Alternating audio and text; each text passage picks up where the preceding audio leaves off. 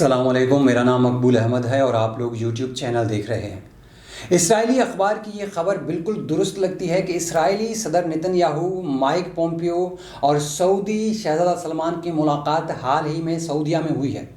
Saudi अरब की हुकूमत से तो इसे मानने से साफ साफ इनकार कर दिया है। सिर्फ इतना ही कहा है कि मुलाकात में अमेरिकी हुक्काम और माइक पोम्पियो थे।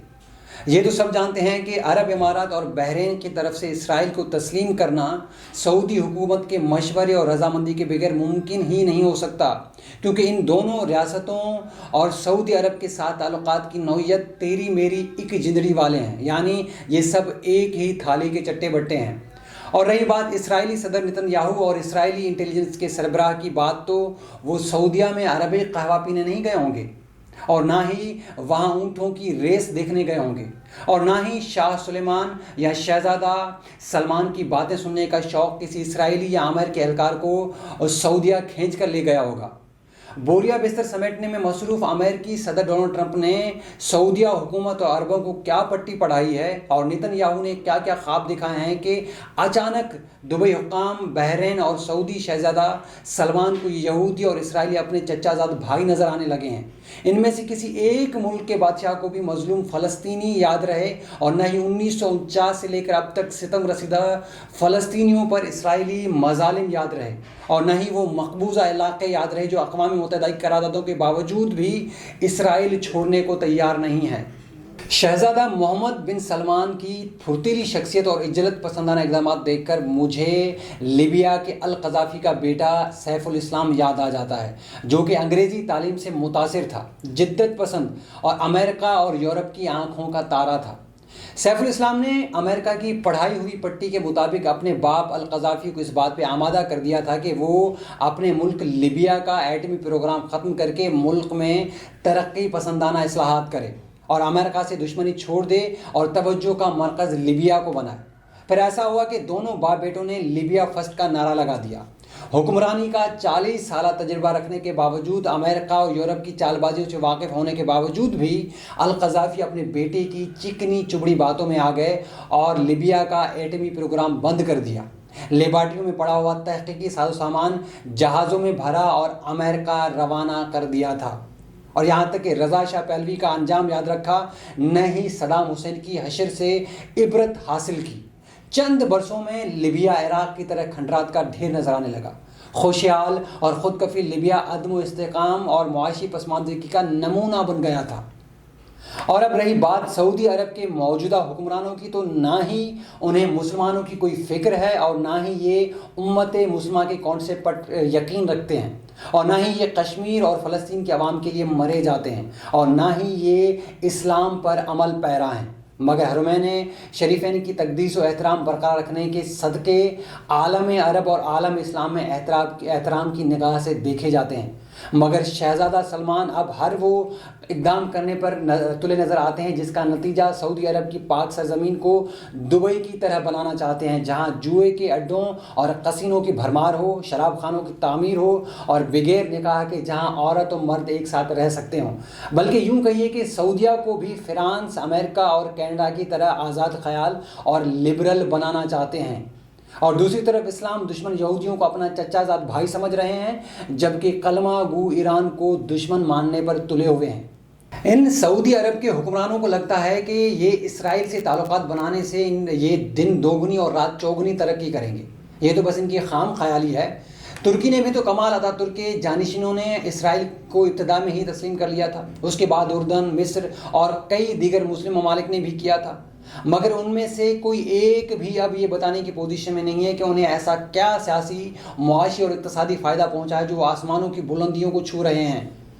सऊदी अरब इसराइल को तस्लीम करने के बाद अमेरिका को तो शायद वो खुश कर दे, मगर वो याद रखे कि आलम इस्लाम की क़यादत से वो अपने आप को माजूल समझे। और इसमें भी कोई शक नहीं है कि इसराइल का प्लान सऊदी हुक्मरान और पूरे सऊदी अरब पर कब्ज़ा करके अपनी हुक्मरानी करने का है। या शायद ये भी हो सकता है कि सऊदीया में ज़ाहिरी हुकूमत तो सऊदी अरबों की हो और अंदरूनी तौर पर यहूदी उसे चला रहे हैं और पूरे मुसलमानों को उसके थ्रू कंट्रोल करके अपने ग्रेटर इसराइल के क़याम का मंसूबा तकमील दे रहे हों। اور غالب امکان یہ بھی ہے کہ شاید امریکہ اور یہودی لابی گریٹر اسرائیل بنانے کے بعد سعودی حکمرانوں کو صدام حسین اور القذافی کی طرح ان کو عبرت کا نشان بنا دے۔ تاریخ گواہ ہے کہ اپنے مرکز سے کٹ کر کوئی قوم اور ریاست اپنے پاؤں پر کھڑا ہونے کے قابل نہیں رہتی۔ یہ صدیوں کا تجربہ بھی ہے اور تاریخ کا سبق بھی ہے۔ یہودیوں کے زیر اثر امریکہ و مغرب کا اسلام اور مسلمانوں سے تعصب اور بغض اگرچہ ماضی میں بھی ڈھکا چھپا نہ تھا، مگر یہ 9/11 کے بعد دوپہر کی سورج کی طرح کھل کر سامنے آ گیا ہے۔ فیس بک سماجی رابطے کا پلیٹ فارم ہے، مگر اس کے تعصب کی تازہ ترین مثال یہ ہے کہ علامہ خادم حسین رضوی کے انتقال پر پوسٹ کرنے والے لاکھوں عاشقان رسول کے اکاؤنٹ معطل کر دیے گئے ہیں۔ یہی سلوک کشمیر اور طالبان کا لفظ لکھنے پر بھی جاری ہے، مگر جبکہ مسلمانوں کے آقا نبی کریم صلی اللہ علیہ وسلم اور اسلام کے خلاف توہین آمیز پوسٹوں پر کوئی پابندی نہیں ہے اور آزادی اظہار کی آڑ میں اس شر انگیز کو خوش دلی سے برداشت کیا جا رہا ہے۔ عالمی قوانین کے مطابق ایسے مضامین اور تصاویر اور خاکوں کی اشاعت ممنوع ہے جس سے کسی بھی فرد یا قوم کی توہین کا پہلو نکلتا ہو، لیکن اس کا اطلاق صرف مسلمانوں پر ہو رہا ہے، مگر کسی اسلام دشمن ممالک پر کیوں نہیں ہو رہا؟ عالمی سب طاقتیں مل کر مسلمانوں کے مخالف ہیں، بلکہ یوں کہیے کہ اسلام مخالف ہو گئے ہیں۔ باقی سارے مذاہب ایک دوسرے کو پسند کرتے ہیں، کسی کو کس سے کوئی تکلیف نہیں ہے، لیکن اسلام سب کفار کی آنکھوں میں کھٹکتا ہے، کیونکہ اسلام ان کو آئینہ دکھاتا ہے جس میں ان کی بھدی شکلیں ان کو صاف صاف دکھائی دیتی ہیں، اسی لیے وہ اسلام سے نفرت کرتے ہیں۔ یہودیوں اور مغربی طاقتوں کی ہمیشہ کوشش رہی ہے کہ مسلمانوں کے بیچ سے اسلام کو نکال دو تاکہ بس وہ نام نہاد مسلمان رہ جائیں اور ہماری طرح ماں بہن کے رشتوں کا تقدس بھول جائیں، حلال حرام کا فرق مٹا دیں، دنیا اور آخرت کا کانسیپٹ ہی ختم کر کے